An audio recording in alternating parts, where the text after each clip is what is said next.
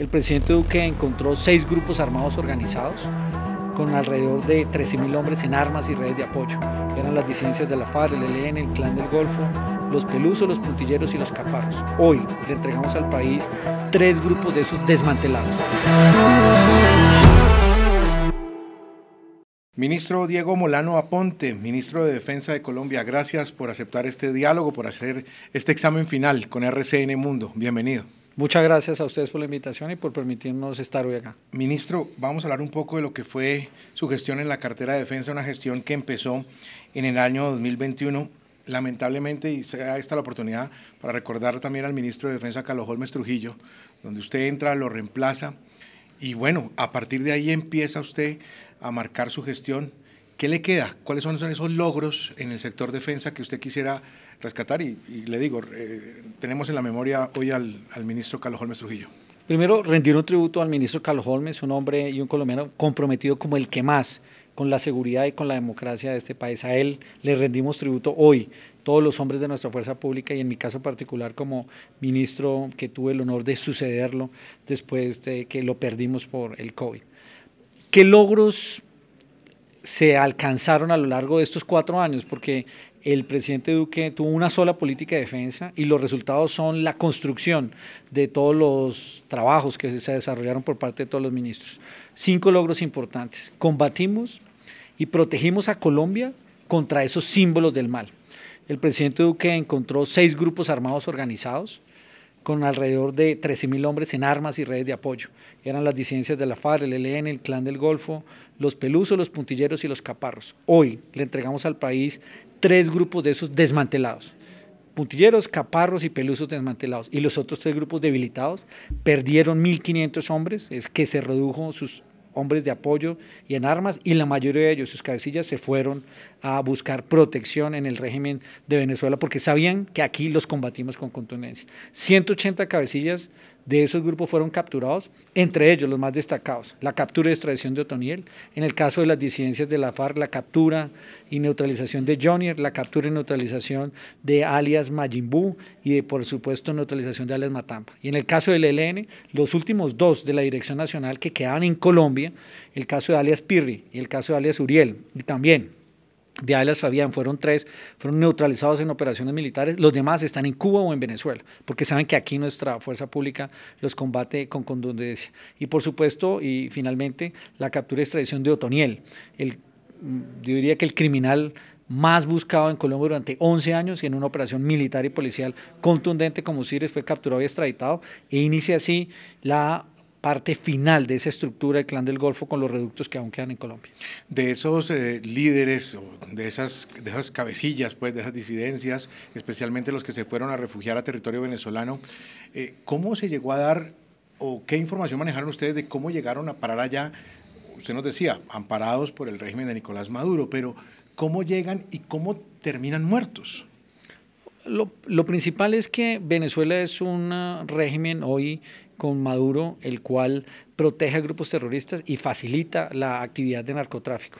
Ellos, ante las operaciones contundentes de nuestra fuerza pública, buscaron refugio y buscaron allí tener la protección del régimen. Por supuesto, en sus disputas de narcotráfico es donde suceden los hechos donde quedan fuera de circulación por las vendetas internas. En el caso colombiano, nuestra fuerza pública mantuvo siempre una campaña ofensiva para desmantelar esas organizaciones y para capturar a esos cabecillas símbolos del mal, que son los que generan desplazamiento forzado, asesinato de líderes sociales, mantienen el negocio del narcotráfico y por supuesto continúan con actividades deleznables como es el reclutamiento forzado de menores de edad. Aquí buscamos proteger la vida y proteger la tranquilidad de los colombianos con esas operaciones militares. ¿Qué saben del caso de Iván Márquez?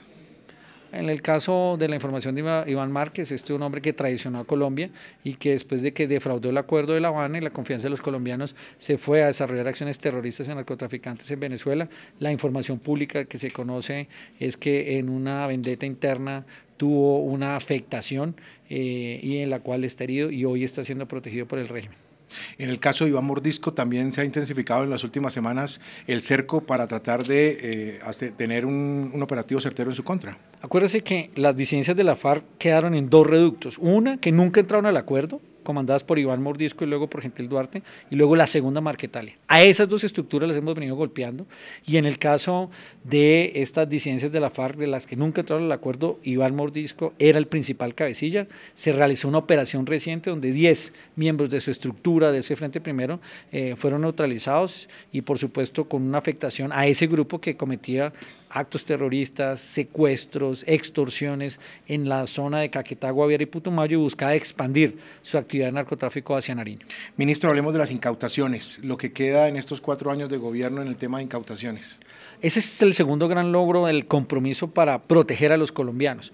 Más de 398.000 hectáreas erradicadas en total en los 4 años, una reducción en el último año de los hectáreas de cultivos ilícitos que habían bajado de 153.000 a 143.000, aproximadamente a lo largo de estos años 2.300 toneladas de cocaína incautadas y cerca de 2.500 laboratorios destruidos en su totalidad solo en los últimos 2 años, para un acumulado de casi 7.000 en el cuatrenio del presidente Duque. Seguimos combatiendo con toda contundencia el narcotráfico, que es la fuente que alimenta la violencia y que le permite a estos grupos mantener su actividad criminal. Tengo que preguntarle por el tema del glifosato. El gobierno del presidente electo Gustavo Petro dice que no va a utilizar el glifosato, que no va a fumigar, que no va a atacar los cultivos de uso ilícito con glifosato.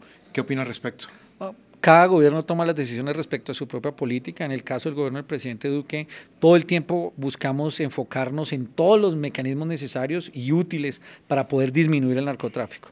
Se hizo erradicación voluntaria con el programa PENIS, 100.000 familias que son pagadas para ello. Se hizo erradicación manual forzosa con policías, con soldados y con campesinos, casi 398.000 hectáreas, y se mantuvo la posibilidad de la aspersión. Desafortunadamente ya tenemos lista la aspersión por precisión, pero varias decisiones judiciales pararon ese proceso, lo cual afecta la dinámica de erradicación de esos cultivos ilícitos, pero se mantuvo la voluntad política para reducirlos y por supuesto seguir combatiendo los otros eslabones de la cadena del narcotráfico. Ministro, momentos duros, y recuerdo particularmente todos los que usted enfrentó con el Congreso en el tema de las mociones de censura. ¿Qué recuerda de esos momentos duros hoy, ya cuando está de salida? Pues yo creo que las mociones de censura es un procedimiento que utiliza el Congreso para validar o no una política pública, y afortunadamente de las 3 mociones de censura, de todas salimos victoriosos e airosos. Eso significa una confianza que los colombianos, a través de sus representantes a la Cámara y senadores, depositaron en el Ministerio de Defensa y en la Fuerza Pública en la validez de sus operaciones. Son momentos duros porque fue en pleno bloqueo y paro donde se hizo un debate de la actuación de la policía, y quedó evidenciado que nuestra policía siempre actúa con estricto apego a la ley y a los derechos humanos, y por el contrario lo que hizo fue estar del lado de los colombianos para desbloquear a Colombia y para controlar ese vandalismo que tanta violencia y tanto daño había generado, coartando derechos y libertades de muchos colombianos con el bloqueo, o por la violencia generada con la destrucción de CAIS, con la destrucción de sistemas de transporte público. Y de ninguna manera, como se quiso evidenciar allá, íbamos en contra de la manifestación pacífica. En Colombia, entre el 28 de abril del año pasado y el 1 de julio se dieron más de 15.000 manifestaciones pacíficas, todas ellas protegidas por nuestra policía, pero en 1.700 oportunidades tuvo que intervenir el ESMAD para restaurar el orden y la convivencia cuando aquellos violentos que actúan en contra de la Constitución y la ley, en este caso algunos denominados de la primera línea, quisieron afectar la vida y los derechos de los demás. 180 miembros de esos de la primera línea que cometieron un delito o actuaron en contra de la Constitución y la ley, hoy están ya judicializados. Ministro, en las últimas semanas también el Tribunal Administrativo de Cundinamarca anuló el tema del nombramiento suyo. Me imagino que ese litigio jurídico va a continuar. Este es un procedimiento que el tribunal establece por la ley de cuotas relacionado con el número de hombres y mujeres pertenecientes al gabinete. Hubo algunas demandas al respecto, nosotros presentamos una segunda instancia, esa cuota se viene cumpliendo, de hecho es una interpretación diferente a la que tuvo el tribunal a la que tiene el Consejo de Estado, y hemos apelado en una segunda instancia, pero ese mandato de la ley de cuotas y equidad de género se viene cumpliendo por parte del presidente Duque en su gabinete. Ministro, ¿se va a dedicar a la política después del 7 de agosto? ¿Lo veremos como candidato a la alcaldía de Bogotá? No, vamos a seguir trabajando más bien por la seguridad de los colombianos, así como lo hicimos en el ministerio, y seguiremos trabajando por el servicio público. Por supuesto, es importante hacer un reposo, tener un espacio con la familia, dedicarse a recuperar tiempo y hacer Famipuntos. Yo no le creo mucho. Yo creo que usted va a ser candidato a la alcaldía de Bogotá. No sé cuándo, pero lo vamos a tener en estos micrófonos seguramente hablando del tema. Yo el principal candidato que quiero hacer es buen papá para Sofía y Juan Felipe. Muchas gracias, ministro. Muy amable por este tiempo con el examen final de RCN Mundo. Mucha suerte a partir del 7 de agosto. Muchas gracias.